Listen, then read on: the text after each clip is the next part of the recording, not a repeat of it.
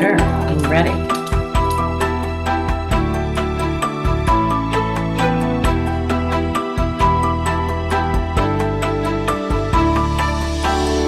Hello, everybody, and welcome to our program today on community solar, the best kept secret in renewable energy. My name is Brian Stewart from Electrify Now, and I will be introducing our panelists, Thea, Kopley, and Sherrie Villmark in just a moment. For those of you who are new to our program, Electrify Now is an all-volunteer organization. We promote electrification and renewable energy as the most potent tools that we all have as energy consumers to fight climate change, while also bringing significant economic and quality benefits to our lives. This webinar is part of our Go Electric series, where we cover all electrification, all the important topics in home electrification, transportation, discuss the benefits to homeowners and renters of going electric. And those benefits include lower energy bills, cleaner indoor air, increased comfort, safety and convenience, lower air pollution, dramatically lower carbon pollution. So today we're talking about community solar. Why are we talking about community solar? Well, we called it the best kept secret in renewable energy because, for two reasons. One, because most people don't even know it exists. And second, because if you have heard about it, you might not know how to take advantage of it. So that's why we're going to dive into it in detail today, and why we've invited two excellent panelists with us that have a lot of experience in this area. Let's start with just a reminder about electrification and renewable energy and how important it is to our own homes. Like, I love looking at this from the standpoint of a homeowner. And, you know, these are average numbers for the United States. So you might live in a larger or a smaller home or apartment, but for a typical household in the United States that's a mixed fuel home, meaning that they have natural gas and electricity to their home, that home's going to generate roughly 20 tons of carbon emissions per year from the energy that we consume. Think of it as your electricity, your natural gas, the gasoline for 2 cars, because that's average in the United States. And that's going to cost a typical homeowner or a typical household $6,400 per year. Again, if you've got an apartment, it could be half this. If you've got 3 cars, it's going to be more, et cetera. But this is average for the country. If you just electrify that home with the grid the way it is today, without any renewable energy, you get these amazing benefits right off the bat. You're going to cut your carbon emissions in more than half. It'll be more like 8 tons rather than 20. If you fully electrify 2 EVs and get rid of all the natural gas in your home, et cetera. And you're going to save a lot of money on your utility bills that they almost get cut in half. So that's fantastic, and why electrification is so important for people to understand as a huge benefit.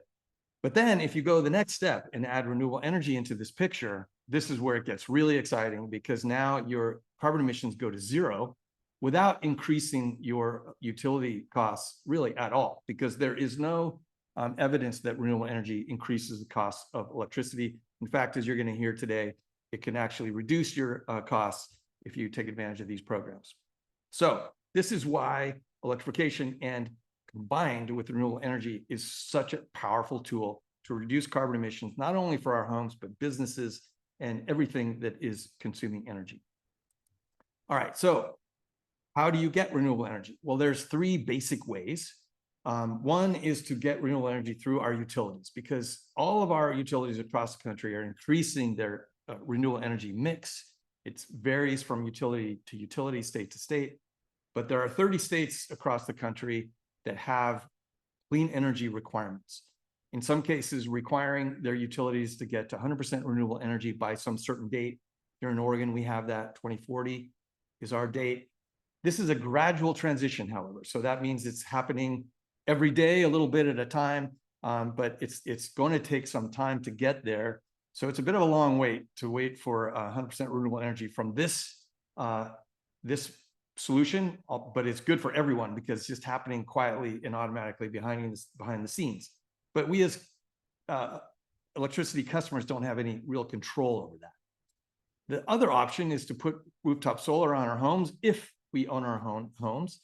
This is a fantastic solution. We're huge advocates for rooftop solar, but it's important to accept the fact that there's limitations here and stipulations that some homes and homeowners or renters are just not going to be able to meet. It's a significant capital expense up front, for one, which is going to put some people off, of course. you have to own your own home in order to put solar panels on it. And your home has to be kind of properly situated, pointing the right direction, rooftop that's facing south without too much shade on it, et cetera. And really, in order to do this, you probably want to be sure you're going to be living there for a while, because it's going to take a while to recoup those investments. If you meet all those criteria, it's going to dramatically lower your electricity costs. Eventually, once you've paid for your system, potentially eliminating your costs other than, being your connection cost to the grid. But there are lots of reasons why people can't do this, which is why community solar is so important.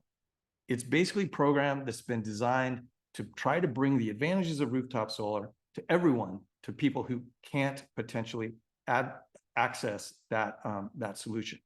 So there's no capital expenses up front. It's available to renters as well as homeowners. Or small businesses. You don't need to own your roof, so to speak, in order to take advantage. It's very simple and quick to sign up. It's easy to cancel if you move, et cetera. We'll talk about all that. And there's some significant discounts to your electricity costs that come along for this. Even more discounts available if you have income qualifications, which is something we're going to dive into deeply with our panelists here in a minute. But lots of reasons to be excited about this. But how does it work? It seems like it's mysterious. It's a mysterious solution. It's important to understand that these are state-regulated programs that require usually legislatures to approve these in every state. We'll talk more about that. So this isn't some kind of speculative scam type thing. These are programs that are very carefully designed with the public utility commissions usually involved, the utilities being involved, other stakeholders being involved, to design a program that offers these benefits and works within the systems that are available in the state, et cetera. They're sometimes called solar gardens or shared solar gardens and other names, but usually community solar is the name that you will hear these referred to as. Okay, so it starts with a project developer who's going to build and make all the investments in a small utility scale solar farm. They typically have to be located within the service territory of the utility that they connect to. So that's a good thing, because that basically means that you become local projects, which have local economic benefits. It's kind of cool too, that if once you've signed up with these, you can actually go visit it if you want to see where your energy is coming from. But that project developer build a solar farm connected to the grid, and the electric utilities' role in this is to distribute energy and also bill customers, just like they always do. They're obligated to purchase energy on your behalf through this solar farm that's been built in their territory. You as a customer, whether you're a homeowner or an apartment dweller or a small business or a church, schools can take advantage of this, et cetera, in some places. You're going to be buying your energy through your electric utility, just like usual. But now you're getting these renewable energy credits from the solar farm, because essentially your utility is buying energy from the solar farm on your behalf. Think of it that way. So you get those renewable energy credits, which means that you legitimately have renewable energy coming into your home to power your home. And you get these state mandated discounts that range in value. We'll talk more about that from our panelists, but typically here in Oregon, you can think of it as a 5% discount for a typical customer. If you have income qualifications, it can be much higher than that. Low income subscribers can get as much as 15% or even more in some cases, depending on the program. We're going to dive into that in a bit. But these are legitimate benefits that you get beyond the satisfaction of knowing that you've got 100% renewable energy coming into your home. There's one more party involved, which is really important in this whole mix. That's what we're calling the subscription manager. Sometimes this is the same entity as the project developer, but typically they're separate entities. And their role in this is to kind of connect these three parties. So they find customers who are going to be off-taking power from the solar farm. They enroll them in these programs. They get them connected through their utility to the project that's online, that has capacity available for them. And then once they do this, they kind of fade into the background in a way, because you're still having an arrangement and a contract with them, but really you're going to get your bill from the electric utility just like you always do. And so things won't feel like they've changed that much in your household, but they're a really important part of the process of making this all work. Okay, so that's kind of how it works. But what's the process of actually subscribing? First of all, you've got to find a project in your area. And this is maybe the trickiest part, I think. So we're going to spend a little more time on that in just a minute. Then you'll enroll in the project. That's very straightforward and simple. It's an online application. You've seen these before. There's nothing that dramatic about them. We'll talk a little bit more about that. Then you get connected to a project. And then ultimately you're going to receive your bill from your utility just like you usually do, but it'll talk about this community solar piece.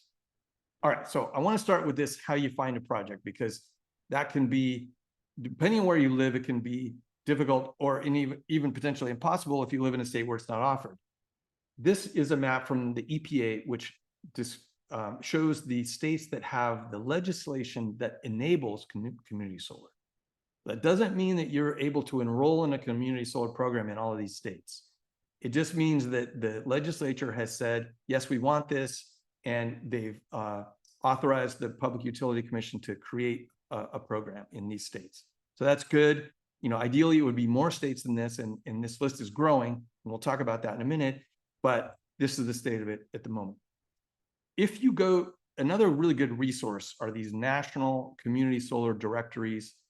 Solar United Neighbors is one good one. Energy Sage has one. These are really trusted partners. They have good information. It might not be complete, though. You have to understand that this is a very changeable situation in every state. So it's unlikely that they have the most up-to-date information, but it's a good place to start. You can go in, tell them where you are, put in your zip code or whatever, and it will let you know whether there's a project in your area. I highly recommend going this. It will tell you also who like in the case of Solar United Neighbors, it will tell you who the subscription managers are in your area, because that's really good information. You can go to them, which we'll talk about, to search for information also. There's the other entities, which are the state entities that manage these solar programs. So any state that's got a really robust program is going to have a website like this. I was able to find, I think, 12 here states that have really good websites that tell you what the program is, what the benefits are, and also have directories that help you to find a project and get you connected to a subscription manager. These are two, New York State on the left, and this is our local Oregon Community Solar Program on the right, where you can see it's telling you all the project names, who the subscription manager is, what the utility is that's operating, et cetera, and whether it's accepting applicants. So these are great resources. And then the other great resource are the subscription managers themselves. There are two big national ones, Common Energy and Arcadia. One of our panelists today, Thea, is from Common, so we'll be talking to her in just a minute. They're a great place to start, because if you put your zip code in to those two, you're going to get a pretty good idea whether there's projects even available in your area. But there are other local, regional players in this space that offer the same basic service, but they don't cover as much territory. They may offer projects in one or two states, or maybe even only one, or even a portion of one state. So that's why this is a little bit complicated. And my advice to you, if you're interested in this, is go to all those resources initially before you make any commitments, and find out what's available in your area. Because what you're looking for is whether there's a project that's accepting subscribers. There's not really going to be a big difference from project to project in terms of what you get as a consumer. It's not going to really change a lot. The biggest difference is whether they've got capacity available for you to join right now or not. And if they do, that's great, because then you can get connected and enjoy the benefits of renewable energy as soon as possible. It's possible, though, that you will find that, yes, you've got a really good community solar program in your state. Yes, there are projects that are going up in your area, but none of them are available to take subscribers yet. So don't panic if that's the case. You can sign up with one of these subscription managers, and they will put you on the first project that becomes available in your area. So that's why doing a little bit of your homework is really important here. And we'll talk more about that with our panelists as we get into it. But once you've done that and you found a project, then it gets easy. I mean, you're going to be confronted with this enrollment process, which is really simple. It's going to ask you for your name and your utility.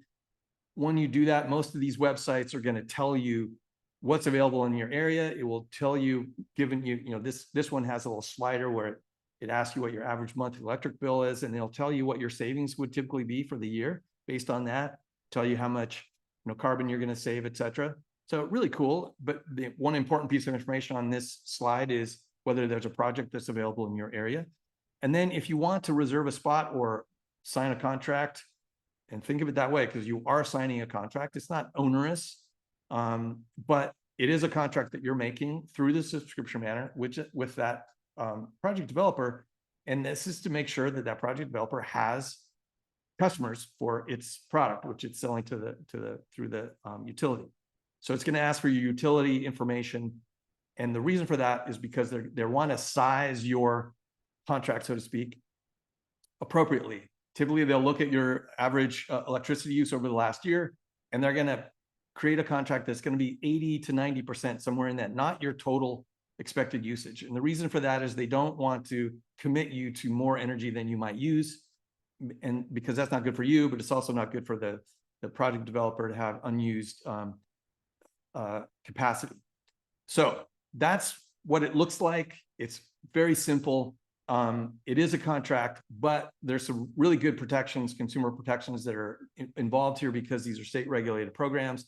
Typically, there's no cancellation fees, which is really great. If for some reason you move or something and you can't fulfill this contract, you might want to give them some notice. Typically, the subscription managers ask for 30 to 60 days notice if you're going to break the contract or move, but there's no cancellation fees. There's some other cool things that often come along with these contracts. Like, for example, say you're a renter, you have this contract and it comes through, you're excited, then you move apartments. As long as you stay within the service territory of your utility provider, that program and the subscription is going to move with you. So a lot of programs have that benefit, which is very cool.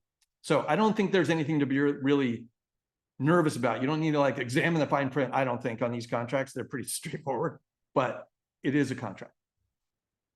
Okay, so then you've done that. Then you're gonna get this, congratulations, you're enrolled. We're gonna connect to you as soon as possible kind of message from the subscription manager. It may take a few weeks if there's projects available. It may take longer than that. This is really hard to know. It so depends on the availability of capacity and projects in your area. And like I mentioned before, it's very possible that if there aren't any projects that are taking subscribers, that you're going to be put on a wait list. And it's impossible to tell how long you might wait. I mean, you can ask the subscription manager, they may be able to give you an idea, but they may not even know. Because what I've experienced through this is that, there's a lot of hurdles that the developers have to go through to get their projects online. And there's setbacks, et cetera, along the way, like everything. But it's still a good idea to get on a waiting list, because then when it comes around, you will have forgotten about this and you'll get some note that says, congratulations, you're connected, which is fantastic. All right, so once you're connected, nothing's going to feel that different. You're going to still get your bill from your utility. This is the example from Portland General Electric, but it's going to have this section where it talks to you about what your charges and your credits were for this month, and to show you what your monthly savings are depending on how much energy you're using. So really cool little feature that you're going to get from your utility bill. Okay, so just in summary, this is a really simple way to get renewable energy for your home or your business, church, school.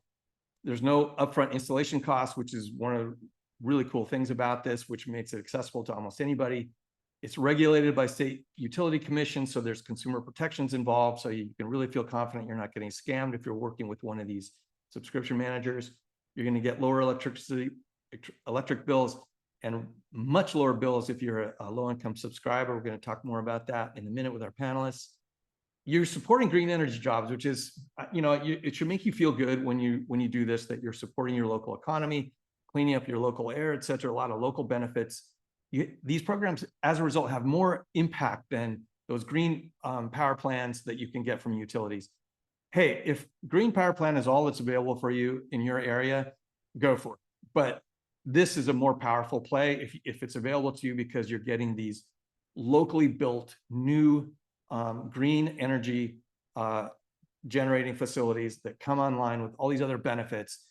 it's different than just buying, Windrex from Texas or something like that. This is a very tangible thing you're doing. And as I said, no cancellation fees, and you're doing your part to help clean up our electric grid national. All right. With that, I want to stop our presentation and introduce our two amazing panelists. The first I'm going to introduce here is Thea Kopley. She's VP of Partnerships at Common Energy. Common Energy is a New York-based clean energy company specializing in national community solar programs. So as I mentioned, they're one of these two national subscription managers. Thea has a background in corporate partnerships and business development, and she leads initiatives to expand access to affordable renewable energy across the United States. She's committed to accelerating the integration of clean energy into the grid and advancing energy equity through these strategic collaborations. And Common is one of the companies that's had more experience in this area of community solar than almost anyone else in the country. So really happy to have Thea with us. And then we're also going to be hearing from Sherrie Villmark. She's the program director for Community Energy Project. We refer to them as CEP, lovingly here in the Portland area. That's a Portland, Oregon-based nonprofit that partners with low-income communities to create more resilient, efficient, and healthy homes. They have tons of really great programs to help low-income homeowners improve their quality of life, lower their energy bills, et cetera. Sherrie oversees the advocacy and renewables departments at CEP.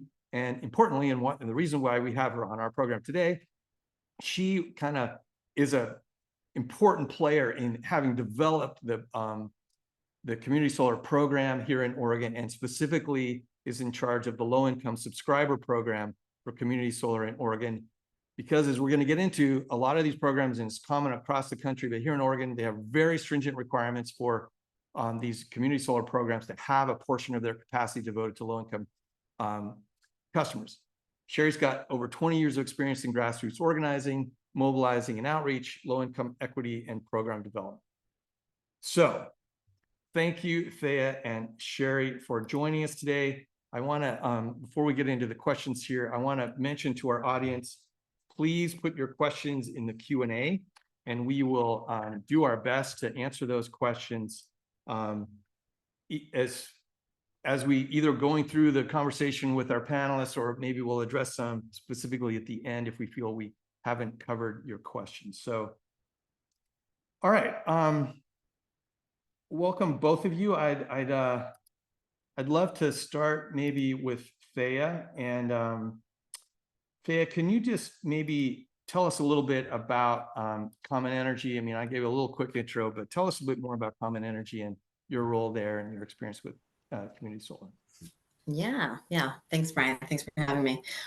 So Common Energy, as you mentioned, subscriber management company. So we do subscription acquisition and management for large developers that develop community solar projects throughout the nation.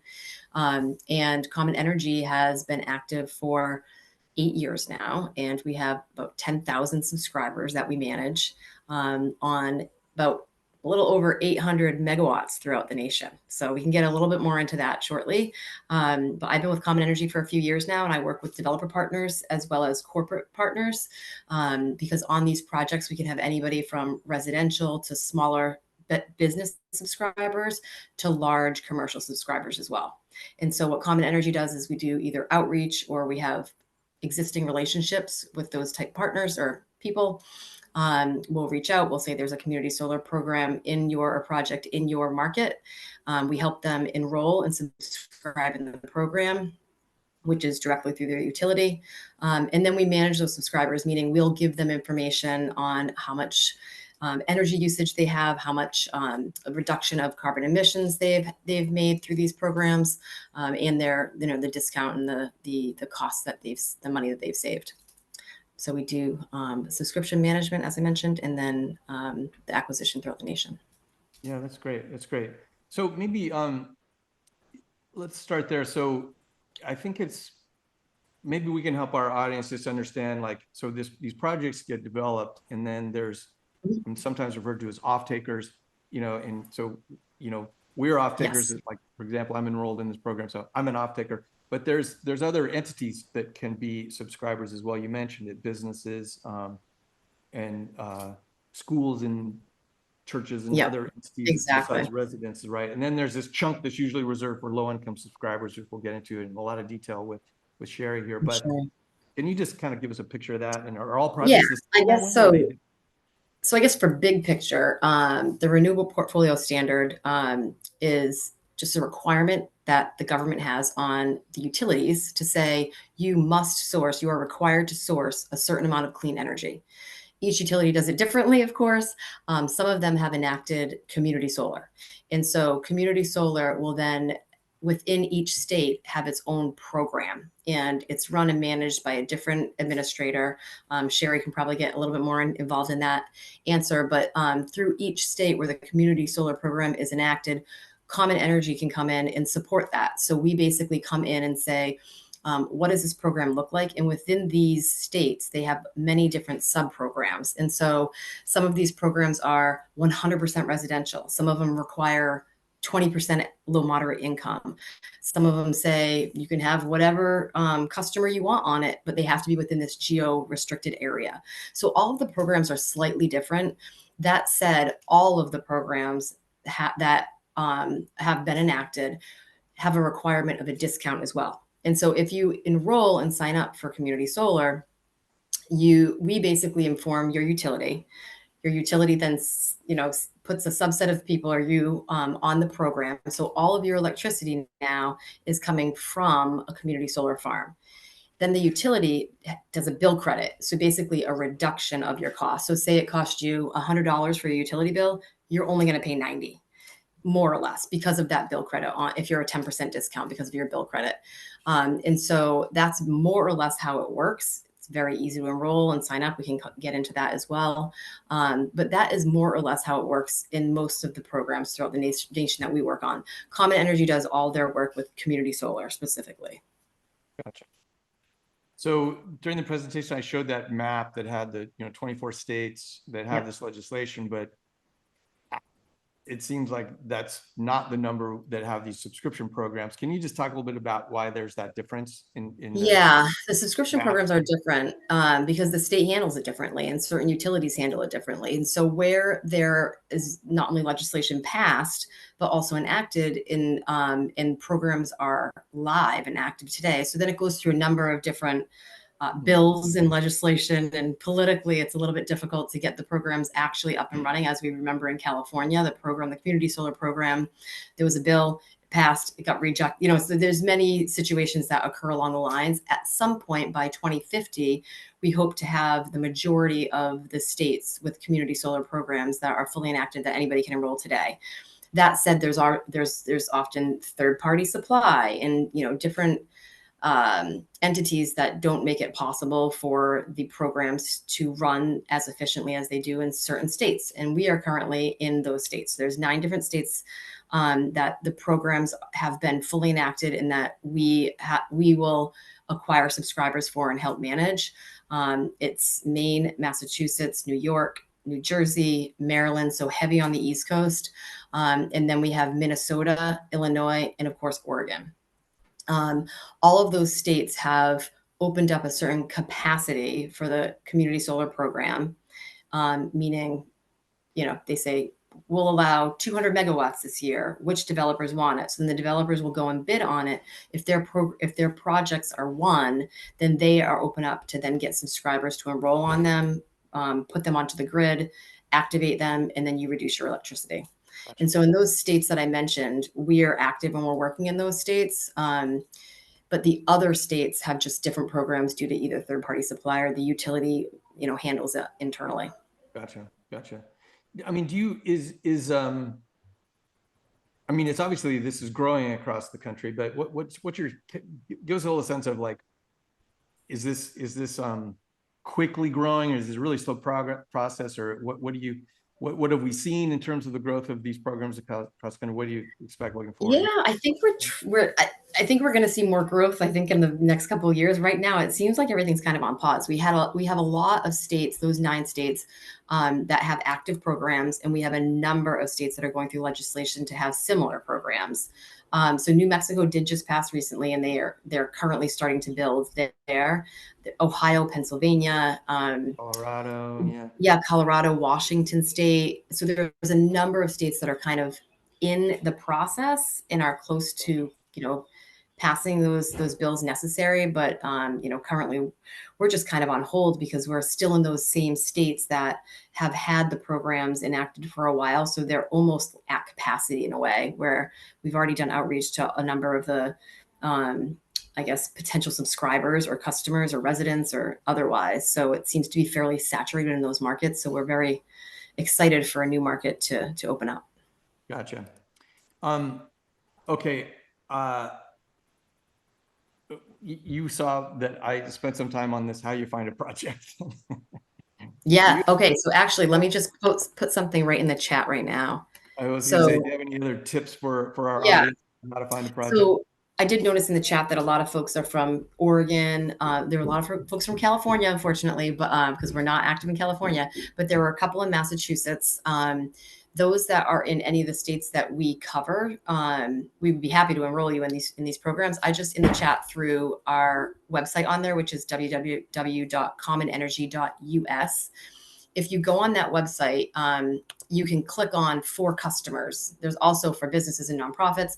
But if you're a resident, you can click on for customers. Once you click that, it'll drive you to another page, and the other page says check availability.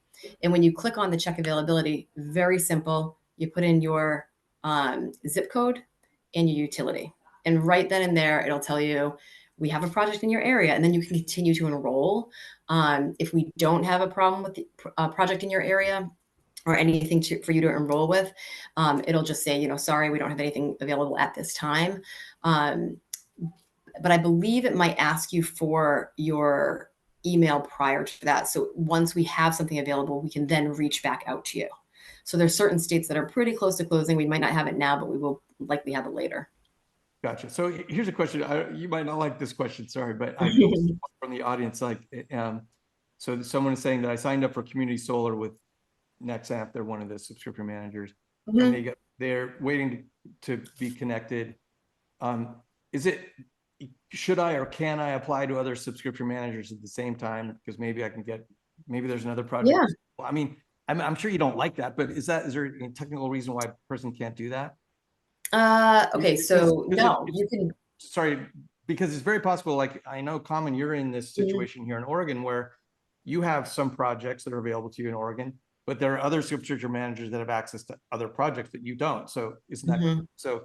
Technically, it's not like playing them off each other. You're just like wanting to one that's got a product for you to access today, right? Is that bad to do that?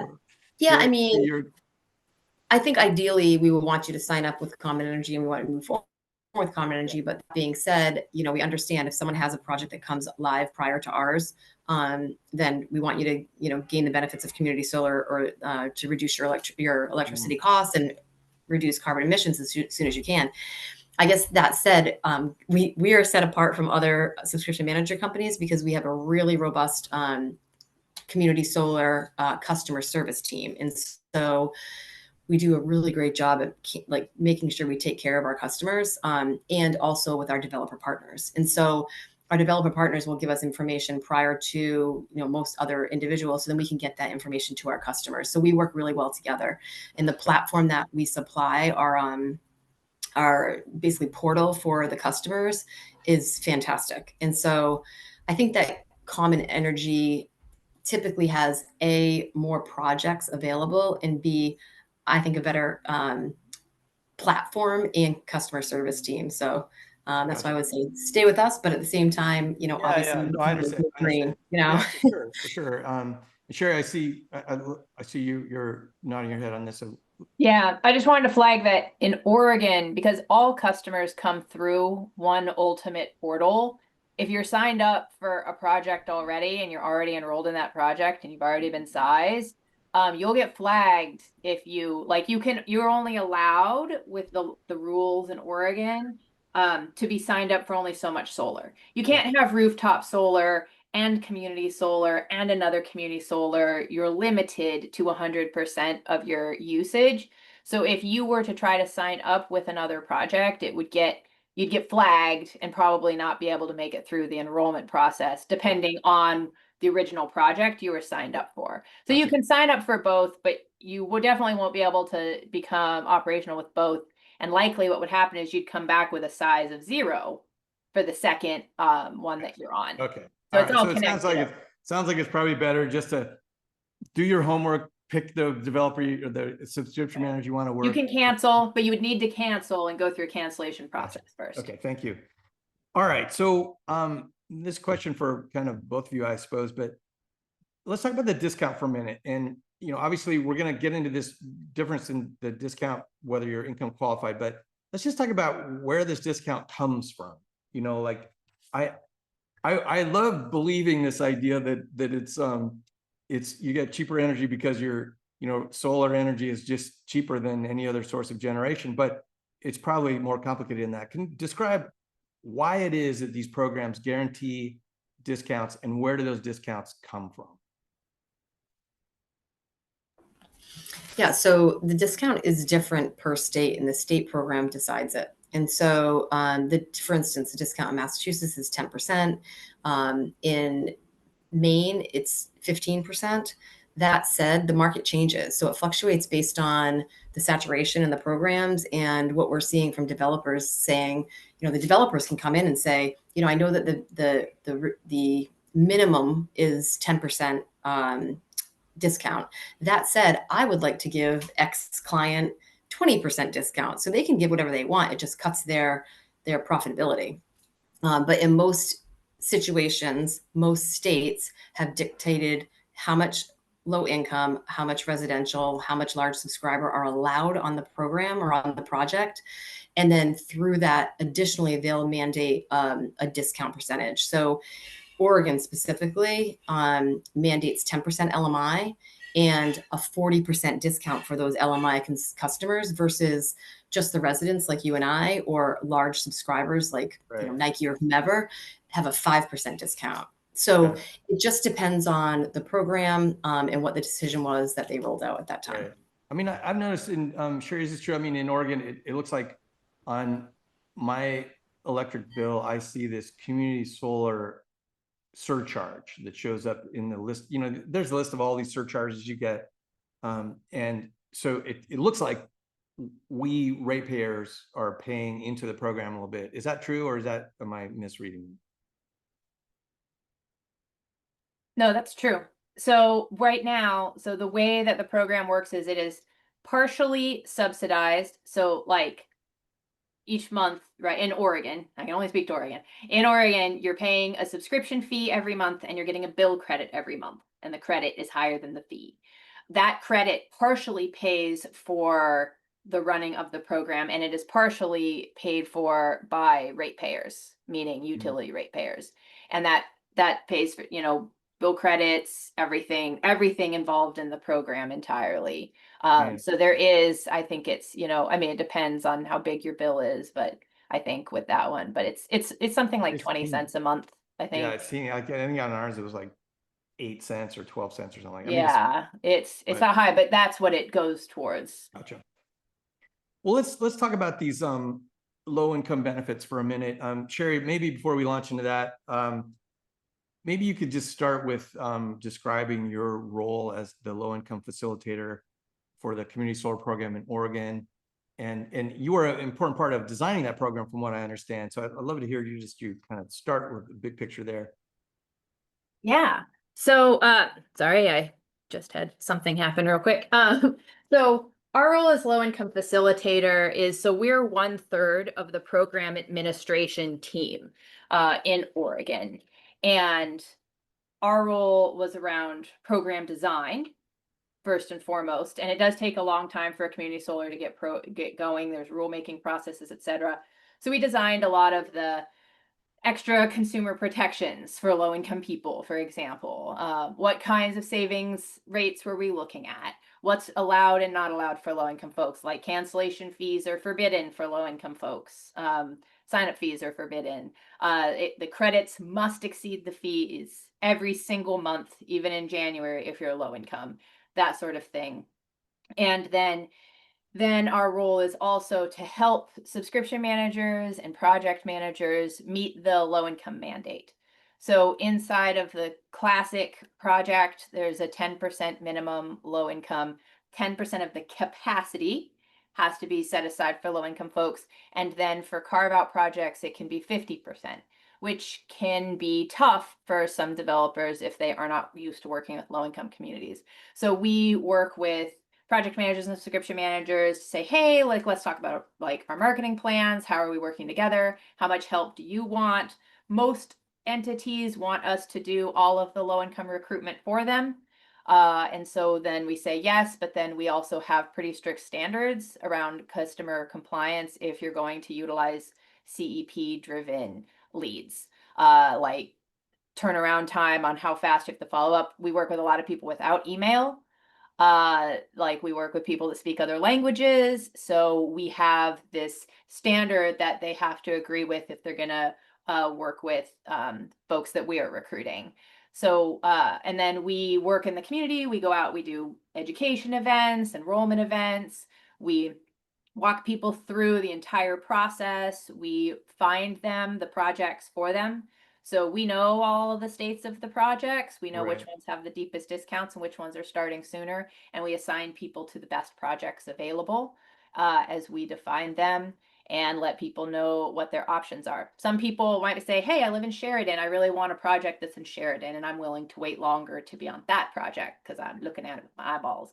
So we talk to people around that, and then we connect with every single PM and SM, project manager, subscription manager across the entire program. And then we do recruitment for them. Gotcha. And then we also work with like the Public Utility Commission as well. Rules constantly need to be updated. And so our lens is really an equity lens about rules. So we're pretty obsessed with things like accessibility. Gotcha. So let's talk about the benefits to low-income subscribers. You know, I think we've been mentioning several times that there's bigger benefits for income qualified customers, but tell us a little about that. I know it's in Thea. I want to get a sense from you too how different it is from what you've seen in other states. But let's start, Sherrie, with Oregon. What does it look like in Oregon if you're a low-income customer? So in Oregon, it also depends on the project. There are several tiers. There was a pilot tier in the program, and then there were like following up tiers. So each tier has slightly different rules, and that can affect the discounts. So in the tier 1, in the pilots, you're saving about 10 to 15% a month, or sorry, annually, not per month, on your bills. And that's going to decide on that's going to be decided by your subscription size. So if you have a really, really tiny bill and half of your bill are, taxes and fees, you're really saving on the usage, right? So it's going to be a smaller percentage. If you have really large bills and the majority of your bill is uses, you're going to have a higher percentage discount. Right. So let me pause on that for a minute, because I think that's an important point for people to get, is that you're getting a discount on the generation part of your bill, not the distribution and fees and stuff, that, right? Is that correct? So correct. So your overall bill is made up of both those things. And if the generation is a huge part of your bill, then you're going to feel a bigger discount than if the generation portion of your bill is smaller because you don't use a lot of energy. So exactly. That's important. And then from project managers and subscription manager standpoints, low income people save 40% in the tier 2, which is most of the projects. Mm-hmm. It's not going to feel like 40% to the user. What that is it's a 40% subscription discount, which comes to about 20% off on your utility bills, 25%. And then we speak in utility bill language because that's what people understand the most readily. And then there are like really special projects out there that get like additional grant funding run by like other nonprofits like Bonneville Environmental Foundation, where people are seeing closer to 50% utility bill discounts. Wow. And that can last for up to 20 years. It is affected by rate increases. As rates go up, some of those discounts do get swallowed up, especially for the original tier 1 projects, because there was no escalator built in to help offset that. But the escalator also doesn't keep up with the ways that rates have been increasing since COVID. Yeah, do you see that is roughly a similar picture in most states, or is it really very? Yeah, I would say in most states there's usually a mandate for LMI, for low moderate income. In certain states like Maryland, the pilot program required 30% of the project to be low moderate income. In the new program, they require 40% to be low moderate income. So there's definitely a push for it throughout the nation, different percentage discounts, different percentage mandate. So we're definitely seeing it nearly everywhere. And if it's not specific to just the overall program, there's always, like I mentioned, like sub programs. As Sherrie mentioned, the Carvo program, as they call it in Oregon, requires a 50% LMI. So it's different throughout the nation. And yeah, we're seeing every state will mandate a certain percentage. Gotcha. Let's talk about LMI for a minute. I mean, is it true? I mean, I would imagine could be a really big difference between low income and moderate income. Do they get the same? Do they say, is there a tiered benefits? And, you know, there might be, like, Sherrie, I think this question for you, I imagine there's different strategies for finding moderate income folks versus low income folks potentially. Can you speak to that a little bit? So our program is not an LMI program, it's a low income program, but the definition of low income varies greatly. We have a relatively generous low income definition of 80% of the state median income. That was to give rural communities some advantage for complicated reasons I won't bore you all with. But like, so currently, like, we have, and what you come into is you come into like the low income tier, and then the rules are all the same once you qualify for that. If you're low income, you do have to go through CEP. We do all of the intakes. We have all of the intake conversations, but they're pretty painless, like 15-minute conversations. It depends on how many questions a person has to walk people through it, and then get them also. One of the things that I saw in one of the comments where people are like, I've been signed up for a really long time and I'm still not having discounts. A lot of times in Oregon, and I imagine it's probably, Thea could probably speak to if it's other states, the capacity has to be filled before the project can become certified. And it has to become certified before it can become operational. And it has to become operational before you can get savings. Operational just means you turn it on, right? So if, depending on where you are in the process, you may be signing up to, you know, you might be the first person to sign up for a project, and then the project needs to become filled, and then it has to go through a process. So we also talk to people, be like, it might be a year. You're signing up today. If everything goes well, it could be 6 months. If there's issues around interconnection or permitting or a hailstorm, like, you know, something like that, then that might change the timeline. So we're very much about really clear expectations from people so that they understand. And people are willing to wait as long as they realize they have to wait. Right. And so I imagine that there's, you know, kind of like availability comes in two forms, I would imagine. That one is, hey, there's a new project that's coming online, so we got available capacity. Another form of availability might be that we have this existing project and one of our customers has left the program, so there's now available capacity. Is that true? Yeah, maybe. I mean, in both of you, I mean, I suppose that in the second situation, it would seem like it'd be really easy to get enrolled. In the first situation, it might be more problematic.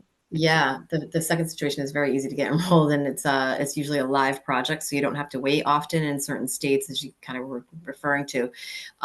If there's not a project ready and you enroll and you're on a wait list, it could be anywhere from 6 to 9 months, you know, until a new project is developed, built, you know, and active. You know, as Sherrie mentioned, it has to be active for you to actually reap the benefits. In certain other instances, if you're moving to a location that we already have a live project and we have what we call churn, so someone has left the project and we have available space, you can get on the project right away, and within 30 to 60 days max, you're already reaping the benefits of the program. Gotcha. Hey, so I'm skipping around here a little bit, but Thea, I know you might have to jump a little bit before the top of the hour here. And we've had some questions about this from the audience.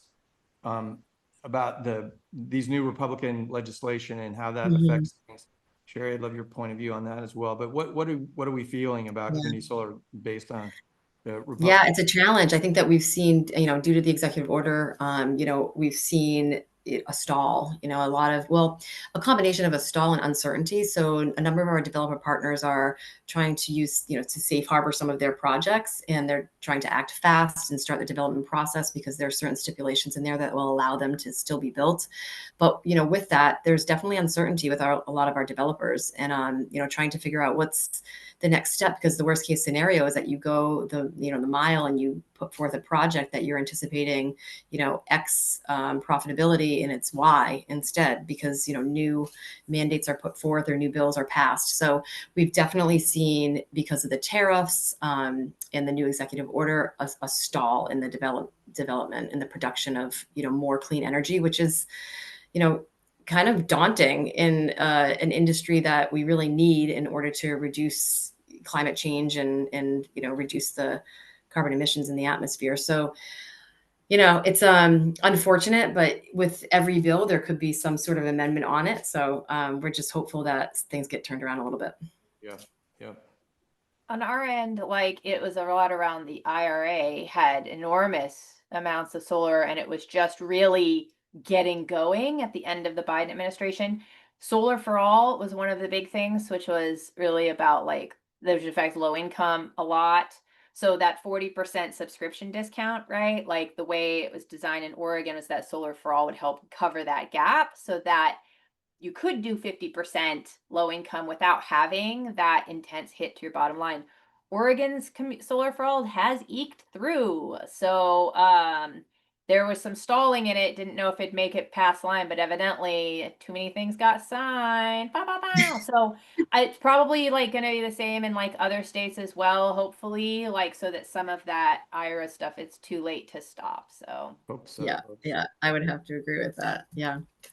So In saying that, you mentioned top of the hour, I think I'm going to say thank you very much.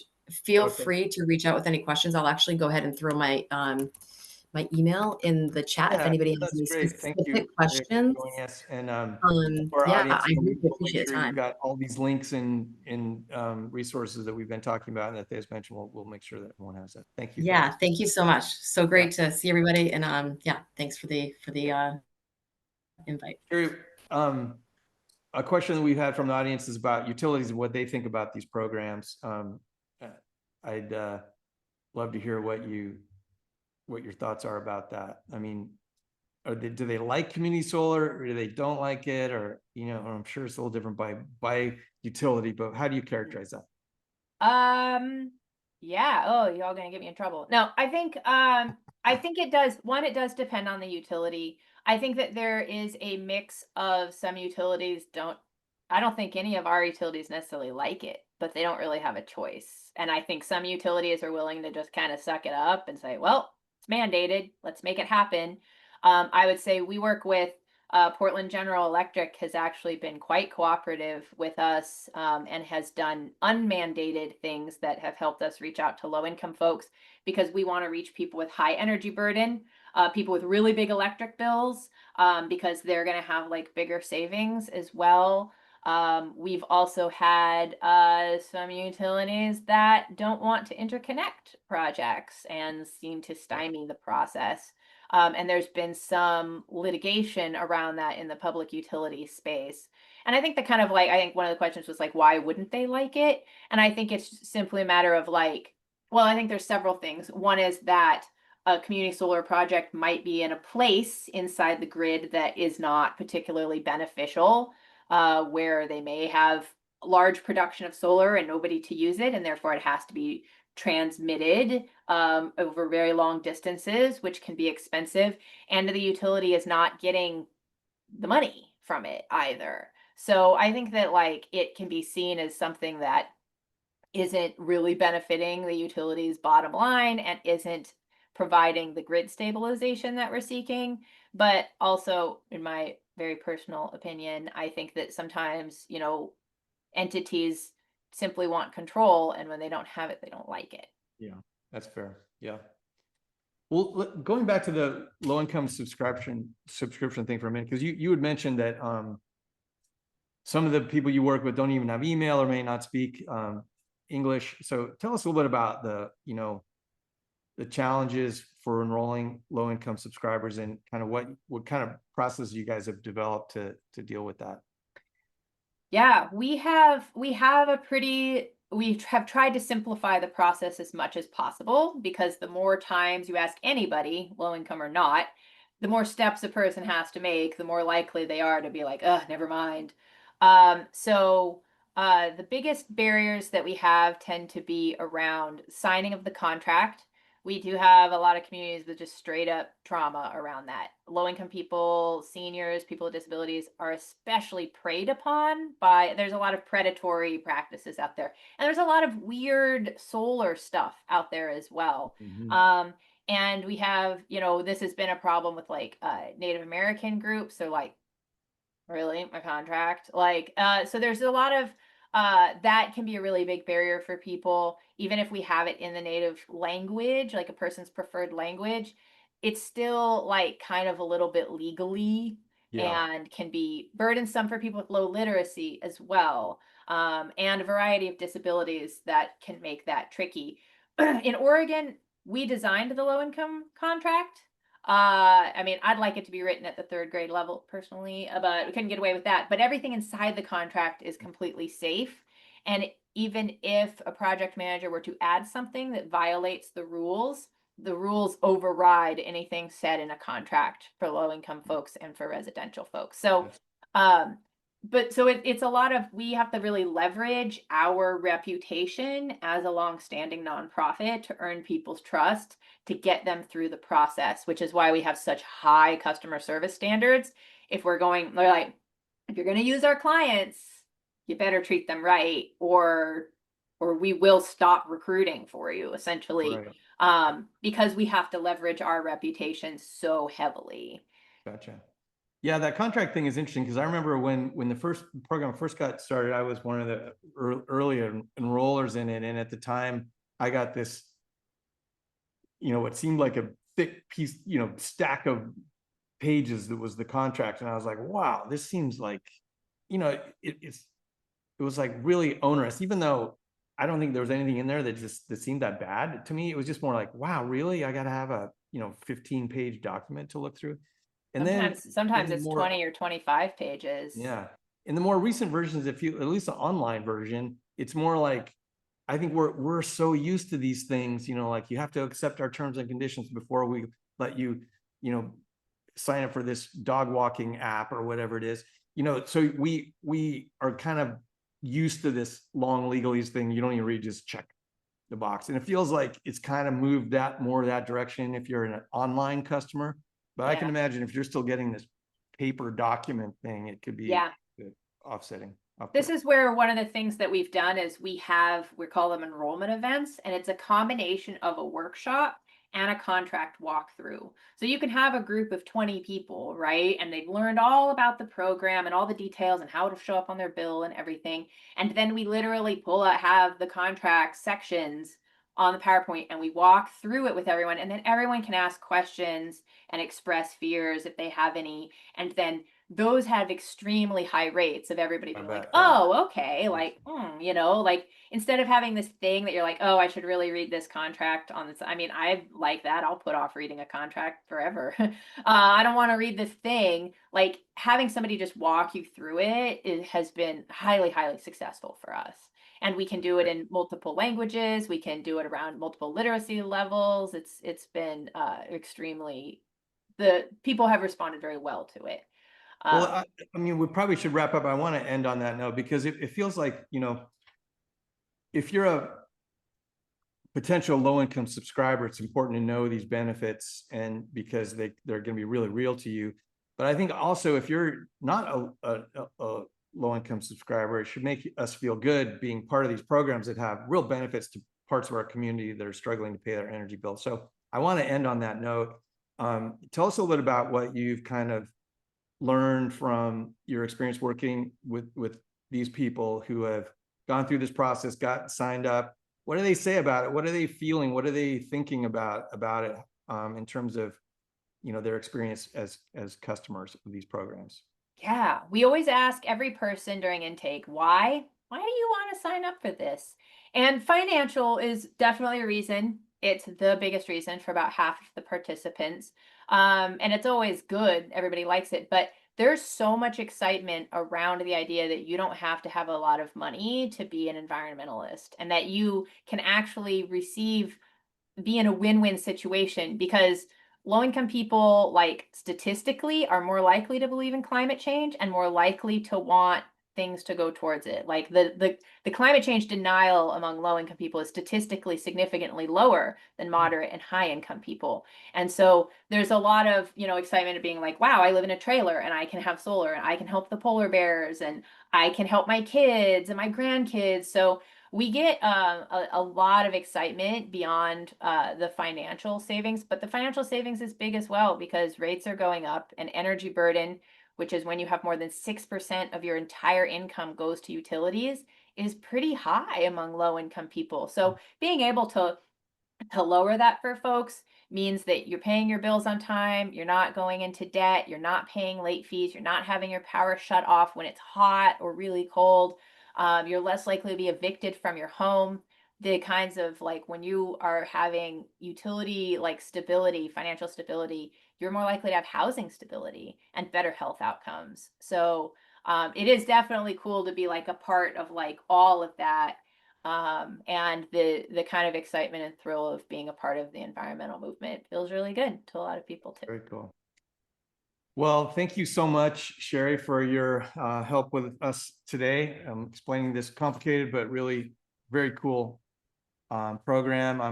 I'm really proud to be living in a state that has this available to us, and I just encourage all of you in our audience to try to find out whether it's available in your area, and if so, support it. It's really a great program. And yeah, if any of you out there have other questions about electrification on almost any topic, feel free to reach out to us. We will be sending the recording and notes and presentation materials and other resources out to everyone who's enrolled. So yeah, thank you for joining us today.